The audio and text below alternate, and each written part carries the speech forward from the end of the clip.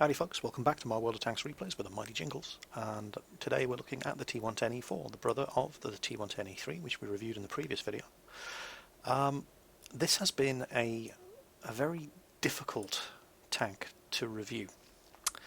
What I want to do is come right out and say this is the biggest turd I have ever driven since the ARL 44, but that wouldn't be fair and it wouldn't be entirely accurate, and I'll explain why. But well, actually no, I won't. We're just going to leave that hanging there for a minute, and we're going to go over the numbers first just to get this out of the way so we can actually talk about how the thing performs. So 2,000 hit points, it's 64.7 tons. It's actually quite a lot lighter than the E3, almost 10 tons lighter. In fact, it's just over 10 tons lighter, and they both have exactly the same engine, which means that while the E3 can do 26 kph, which is still a big improvement over the T95 that you'll be upgrading it from, the E4 can do 35 kph and has a slightly faster traverse speed as well, 28 degrees versus 26 degrees. Now that is quite good, and this thing really does feel a lot more manoeuvrable and quick and nimble and agile than the E3. I mean, you've got to put this in perspective. It's not a fast machine by any stretch of the imagination. 35 kilometers per hour is still kind of slowish, but it feels quick, if you know what I mean. It just it's a nice moving machine, so that is a good thing. Moving on to the armour, 254mm at the front, not as much as the E3, clearly. I mean, the E3 had 305mm, but that's still a good amount of armour, and that's more than a mouse, so it's a well-armoured machine. The same crappy 76 and 38 at the sides and rear as the E3, but, tank destroyer, you have to expect that. Same view range, same signal range. Now, it's the same gun in both machines, but, and this is one of the big problems that I have with this thing, despite the fact that it is officially the same gun, there you go, the 155mm AT T72, which is compatible with the E4 and the E3. Despite the fact that it's exactly the same gun,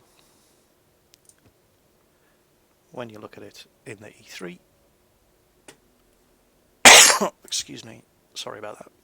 Oh, here we go. Alright, there's the stats on the E3. 3.41 rate of fire. On the E4, 2.97. The aiming time is 2.7 seconds on the E4. On the E3, 2.3 seconds. So, that's really disappointing. Oh, and also, it's less accurate, 0.36 on the E4 and 0.34 on the E3.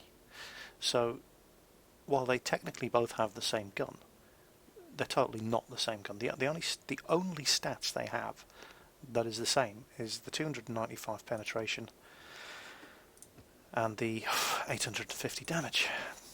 Everything else is worse on the E4 than it is on the E3.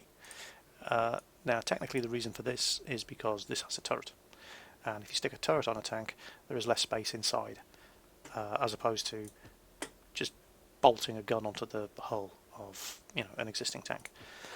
So there's less space to move around inside, so that means it takes longer to load and it's harder to operate the gun, and so on and so on.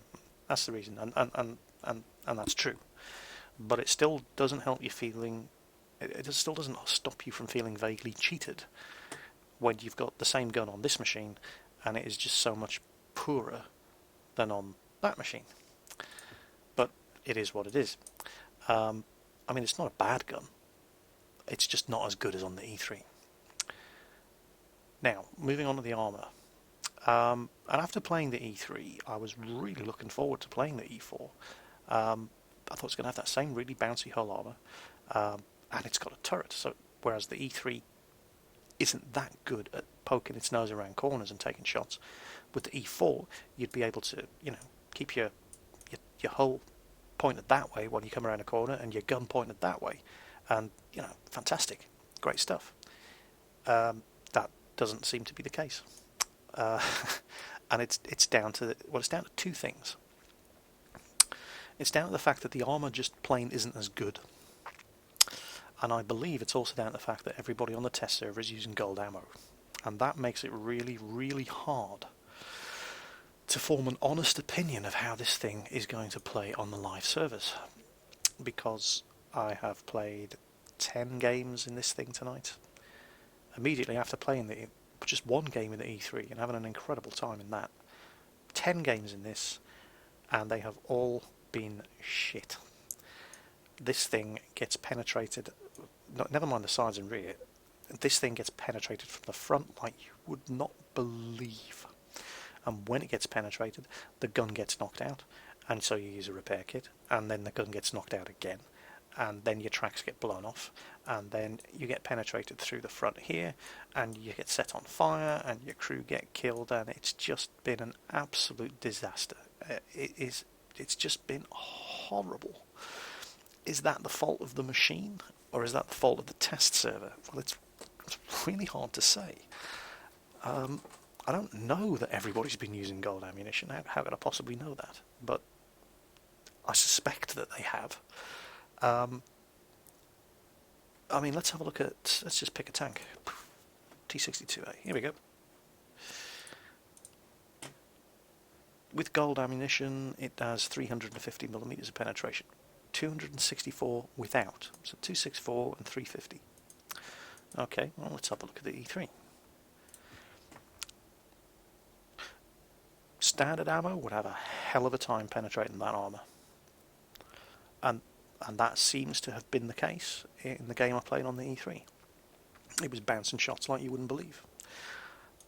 I have to confess that in the game I did play on the E3, there was not a lot of opportunity for anybody to get any shots through my lower hull.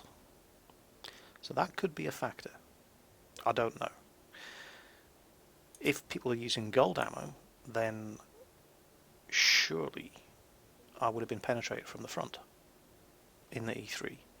305mm of armour, 350mm of penetration on, for example, the T62 with gold ammo, and yet I didn't ever get penetrated from the front. I took one hit at point blank range from another E3 and it knocked my gun out, but it didn't actually do any damage. So that would suggest that maybe people aren't using gold ammo, because otherwise this thing would have had holes all over it from the front, and it didn't. Yet the E4, well, the only other way I can explain how the E4 gets penetrated so easily is, again, let's have a look. Let's assume people are not using gold ammo on the test server. And standard penetration of, for example, the T62A's gun is 264. And how much armour at the most does the E4 have? 254. So you don't actually need to be using gold ammo to riddle the front of this thing with holes. Standard ammo will do it. And that 254mm of armour, I can't prove it, and I'd like to see the analysis that what Armory does on this thing when 7.5 goes live. And I cannot prove, because I don't have the figures and I don't work for Wargaming, that 254mm of armour is just the front of the hull. But if you look at the T110E4, the hull upon which this thing is based, that's the hull armour, and the hull armour only on the T110E4. So it wouldn't surprise me at all if that 254mm figure was just the upper glacis. There is no way on earth that is also 254mm thick. It just isn't. The amount that this got penetrated, it's just not that thick.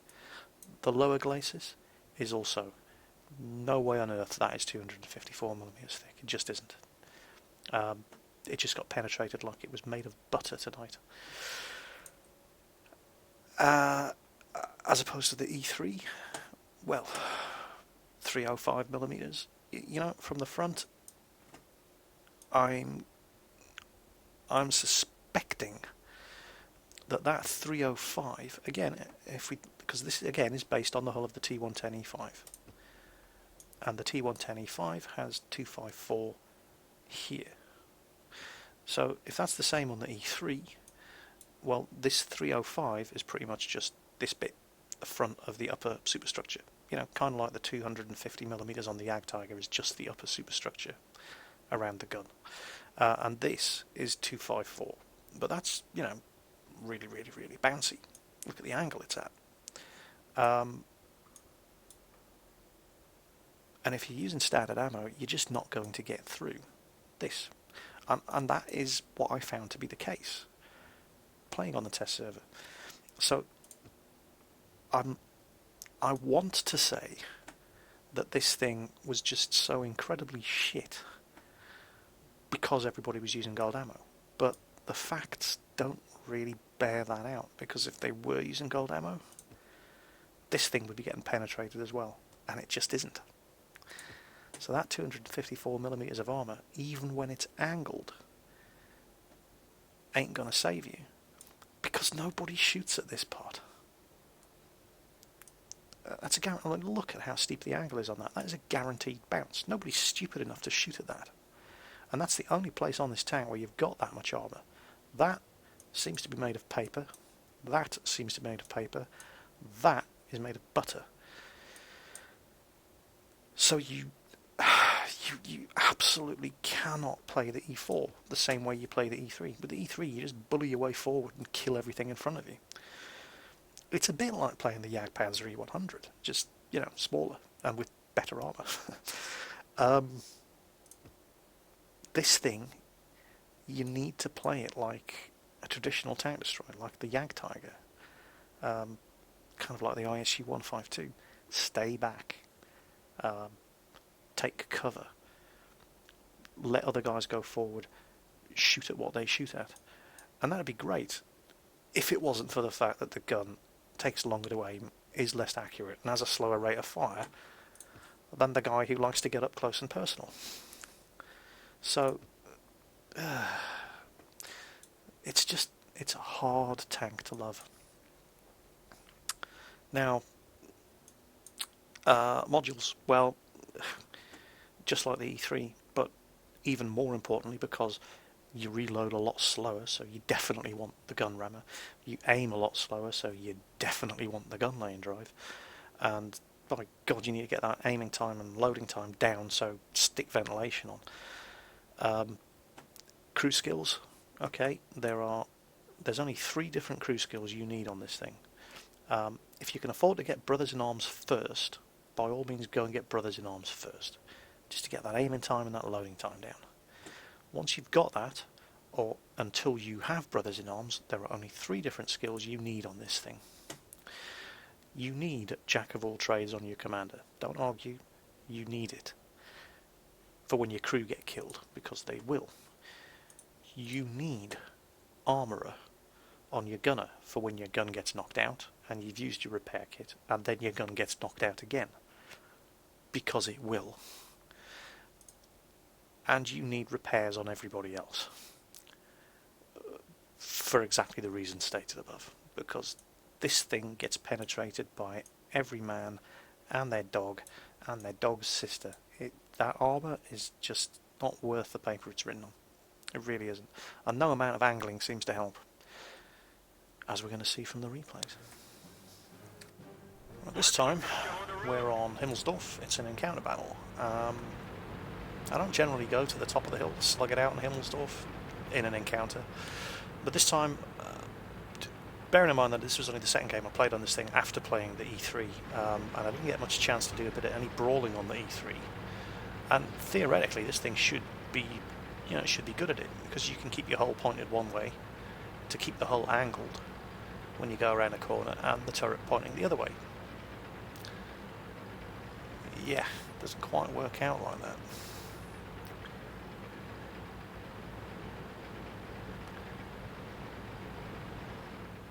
But we shall see. problem is that 254mm of armour isn't good enough to stop a tier 10 tank gun anymore, and it only covers that narrow strip across the upper glacis anyway.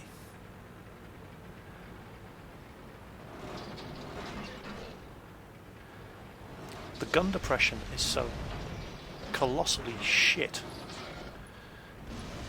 that you have to expose so much of yourself when you're going over a ledge like this that you get your turret penetrated from the front. And look how far up I have to get here. Look at that shit gun depression. There you go, ammo racked again. That was a good damage roll, but do you see how far forward I had to get there over this? Just to... Oh, what's going on with the camera angle? There we go. And then you get ammo racked, so I use the repair cut in the ammo rack. And then they knock my gun out. And just look at that. Now, I'm going to pause this here. Holes here I would not be surprised to see, because coming up over that hill, I literally had to give them shots at my lower glacis in order to get the gun down low enough to return fire at them. But that is the thickest armour on the E4, and it's still getting penetrated like it didn't exist. We fixed the track. Let's roll. The main gun is working, but not very well. This is why you need to have armourer on your gunner.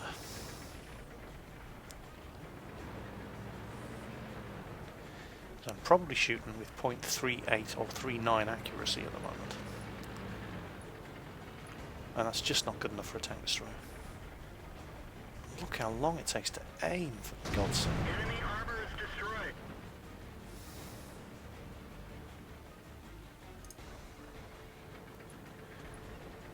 And no amount of angling helps you in this thing. If you angle your hull like that, they're just going to shoot you in the turret. Oof, that was lucky. IS-4 bounced. Where did that one hit? Looked like it hit the mantle. Although there is a mark here. Might have bounced off that. Obviously these hit decals are only approximate. Right, that one looked like... I don't know, it looked like it definitely hit the front of the turret. I don't see a hole.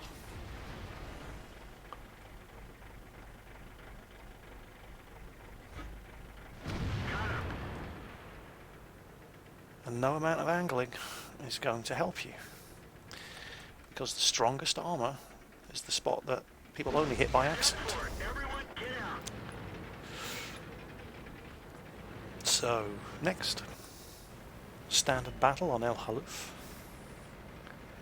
And I finally get the opportunity to play this thing, you know, more like a tank destroyer.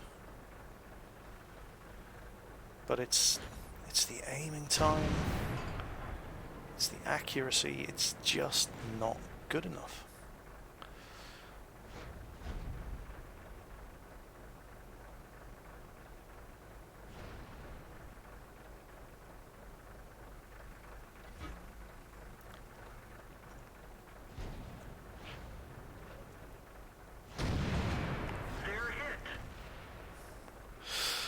Yeah, that 1400 wasn't me. I mean, I'll probably hit for about 800. That was somebody else hitting him at the same time. That was particularly stupid.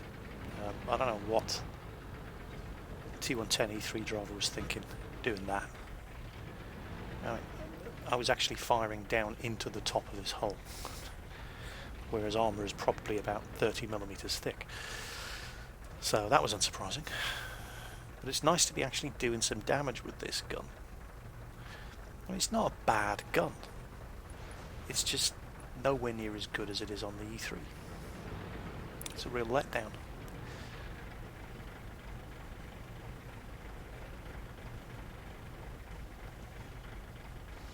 Come on, where are you? Now, you can't really blame these medium drivers for not being too keen on sticking the nose around the corner. They know there is a T62A behind the rocks over there, and there's at least one Jagdpanzer E100 on there. There we go, it's T110E4 up there. Well, you know, if you're worried about him. There you go, there's the Jagdpanzer E100. And I did have a perfect shot at him, but then of course he was persuaded to move back. So I'll take a speculative shot there, and I wasn't really expecting that to hit.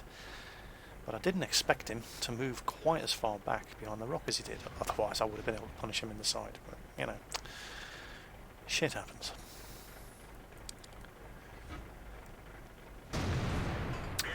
Now that was a good hit. That looked like it went into the turret of the T62A. So, you know, it's not a terrible machine. It can dish out the damage.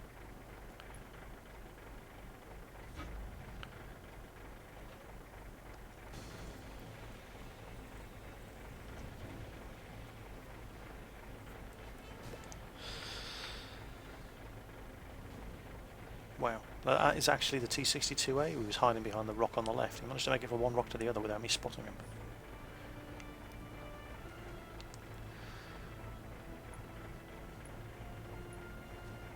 I know there's a Jagdpanzer E100 up there. I'm just waiting for the Batchan to spot him. There he is. Guess what? Missed. It's that .36 accuracy at long range. And he is 630 meters away.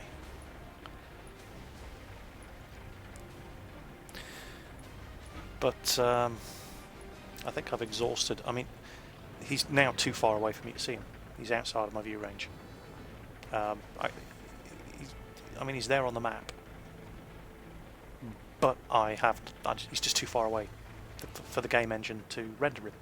So I've exhausted the limits of what I can achieve sitting here, and oh my god, look at D1. Okay.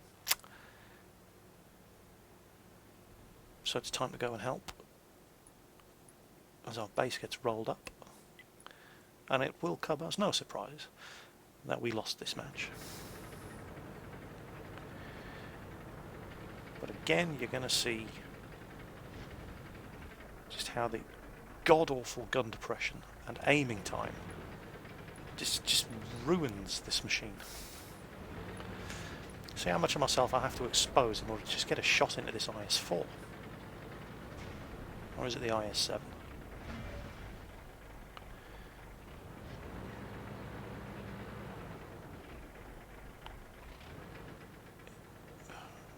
Now I know I've been flanked, but there isn't a great deal I can do about it. Here we go. Yeah, where's your 300mm of penetration now, Sonny Jim? But, you know, what can you do? I mean, it's just me and the artillery here. I am screwed. I'm all different kinds of screwed. That one actually went in under the turret. Yeah. All I can do is track the IS-7. Alright, aiming right at his weak spot. Can I hurt him?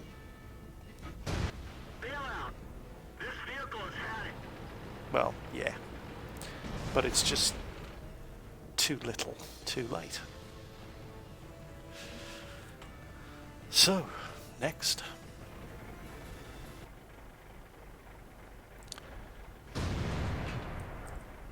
And it should come as no surprise by now that that shot missed.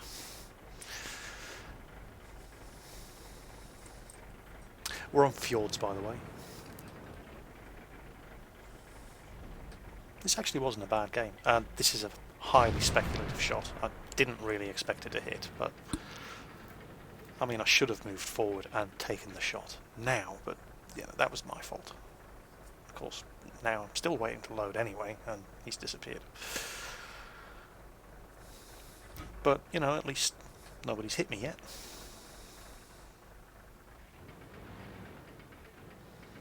Okay, we've got two mediums who are going for it. And you are quite mobile in this thing, so, you know, use every advantage you've got. Just prefer to know where that... Oh, he's dead, I think. Where is that E3? No, he's not dead, he's still there. Ah, screw it. Fortune favours the brave. There he is. Now, can I hit his lower plate? No, of course not. So angle, angle, angle, but he's probably going to go for the KV4. Thank God he did. And he does what he really shouldn't have done. Come on. There. Punch right through their armor. But of course, it's a below average damage roll. God, this feels like I'm reviewing the Jagdpanzer.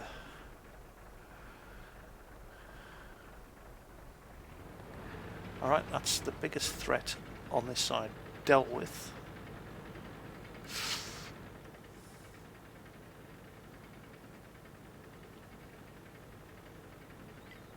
Let's try and cause some damage to something.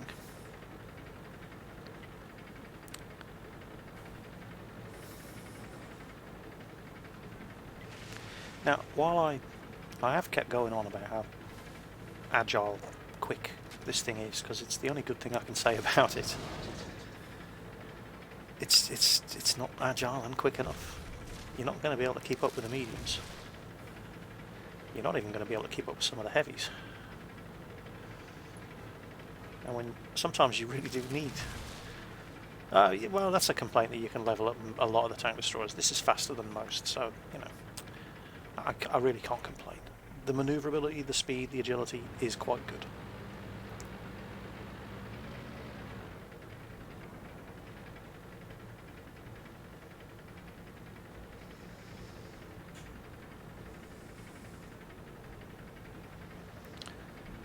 But the gun depression and elevation,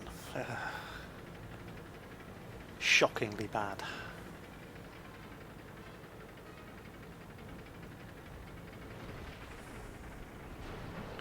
Here we go. No damage. Straight. But oh, I bounced a shot. Let's have a look. Well, that's to be expected. I mean, striking the edge like that's going to bounce. So, I fired 3 penetrating hits in that game. No. 5 shots fired, only 2 hit the target, only 1 of them actually did any damage whatsoever. So, another outstanding performance from the T110E4. So we're on Westfield, the scene of my magnificent success in the T110E3. How does the E4 compare? Well, if you look at the matchmaker, there's not that many tier 10s in this game, and I'm one of them, so there's plenty of tier 9s and 8s for me to bully.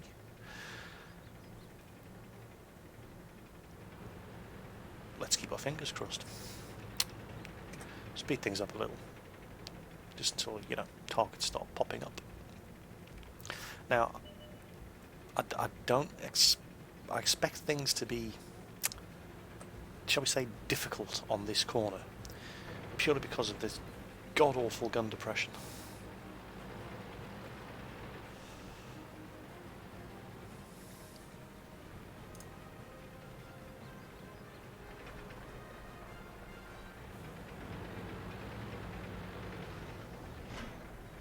Oh, wow, I bounced one. But of course, anything I can do, he can do better. Let's pause it here and see if I can find out where that shot bounced from. Oh yeah, see it there? That's going to bounce no matter the caliber of the shot that hits you. That was right on the edge of the turret top. So yeah, that would be expected to bounce no matter who was shooting at you.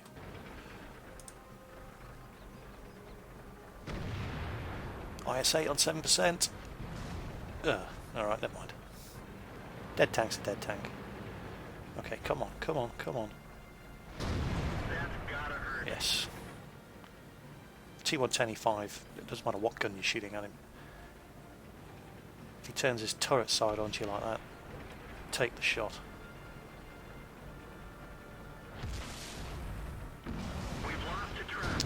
Okay. So I'll pause things here. I got penetrated by the IS-8. And where did it go through? Ah, yeah, straight through the lower plate. Which you have to expose, otherwise you can't shoot back at anything. And I took 321 and got tracked by artillery. Okay, never mind. There we go, tracks repaired. One of our tracks was hit. And that didn't do any damage.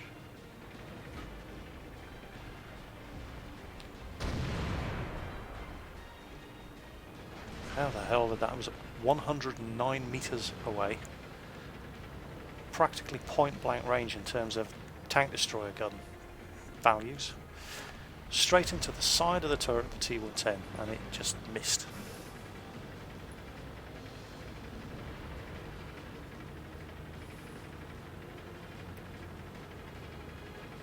And that's this gun. That's just the way this gun performs. Frankly, I would rather have a BL-10. It's astounding how... I mean, it's the same gun as on the E3, and the E3 does not have these problems. Enemy is hit. Well, that was a well-angled turret on the E100. I should have waited. It's not surprising that that one didn't actually go through. Now, can I please get a shot through the lower frontal glacis? Enemy vehicle destroyed. Yes, you can. So the E100's lower front glacis is just as vulnerable as ever.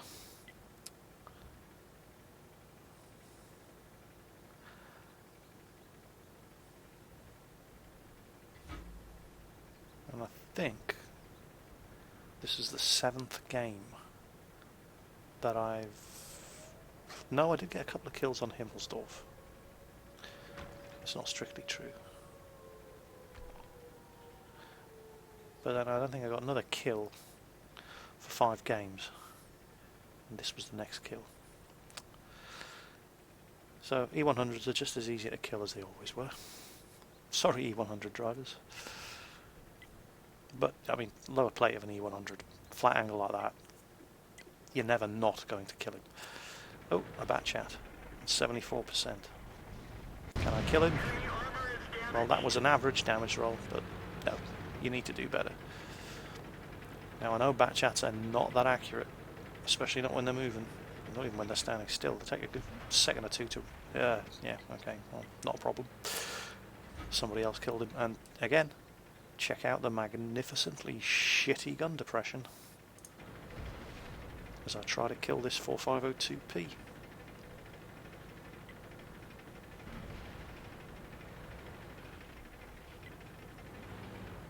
No, just isn't going to happen. Cannot get that gun down low enough. And all they have left is a 1390, and there's an E50 on him, so his days are numbered.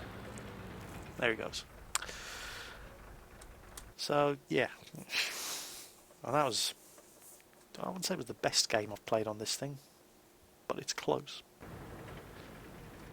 And of course, the only reason I can say that that was one of the best games was because I only got shot at twice. And that pretty much defines the experience on this thing. Because you're going to get shot, you're going to get penetrated. Everybody who shoots at you is going to penetrate you on this thing. So not getting shot at would appear to be the way to go. Although you could say that in any tank.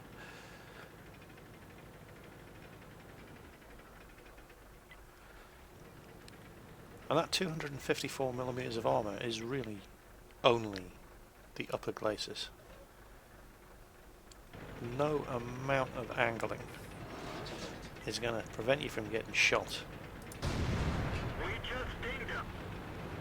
anywhere else, unless of course you're driving an E75.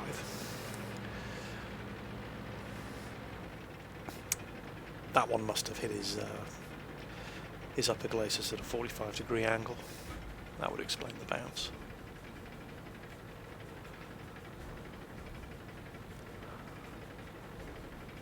So, yeah. I mean, it doesn't matter how much you angle that turret, it's going to get penetrated. It doesn't matter how much you angle. And this is going to probably be true of the E3 as well. Doesn't matter how much you angle that lower glacis, it's going to be penetrated. But the E3 has slightly better gun depression than the E4, so it doesn't have to expose that lower glacis as much. And these are all big, big differences. Yikes. That hurt. That was probably the E75. Now, just watch this. Somebody else must have hit this IS-7 at the same time as me. He's on 65% health. And I don't see an ammo rack icon. Enemy armor is destroyed. Yeesh. We've lost a track. That's a refreshing change. My tracks ate that one. I think the E3 must have hit the IS-7 at the same time. We fixed the track. There you go, tracks back up. Still two of them there. Oh, only one of them there now. He's killed the E75, so it's just us and the IS-8 and enemy artillery.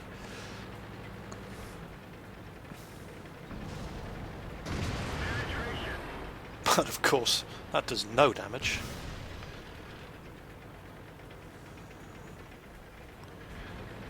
Need to get him close so he can't shoot my lower glacis. And it works.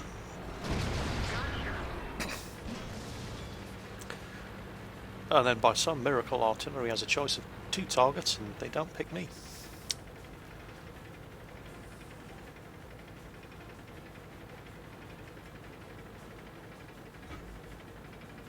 There's a first time for everything. Well, he was on lower health. He was an easier kill, so naturally artillery went for him. You know how these random battles work. So, well, bloody hell, I've got 2 kills. Wow. We might actually win this. Spoiler, we don't. What I'm doing here, which doesn't look like it makes any sense at first, is just in case there's any artillery parked up there, I'm trying to proximity spot them, just by getting within 50 meters, to give our artillery something else to do. But no, that's not where their artillery's camped.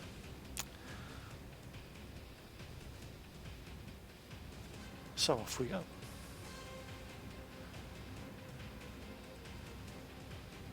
Now, in retrospect, what I should have done here was head off around that corner to kill that STI. But, you know, should have, would have, could have, didn't.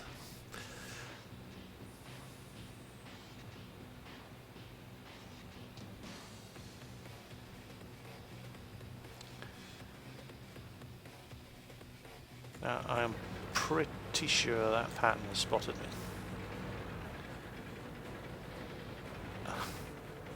But I've also spotted him. And our artillery takes a pot shot at him.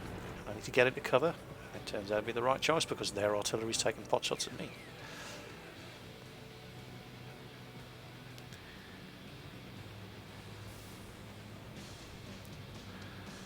Where's that damn pattern? And where's that STI? There he is. Yeah, he's putting holes in me, of course.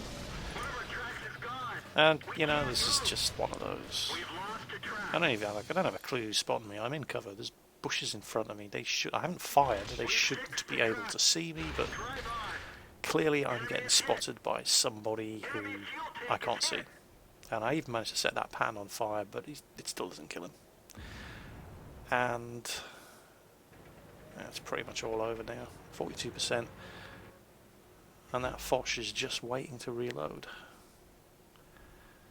And we're being capped, and I'm the only one left alive other than some tier 8, looks like a Lerva, and our artillery, so may as well go for it.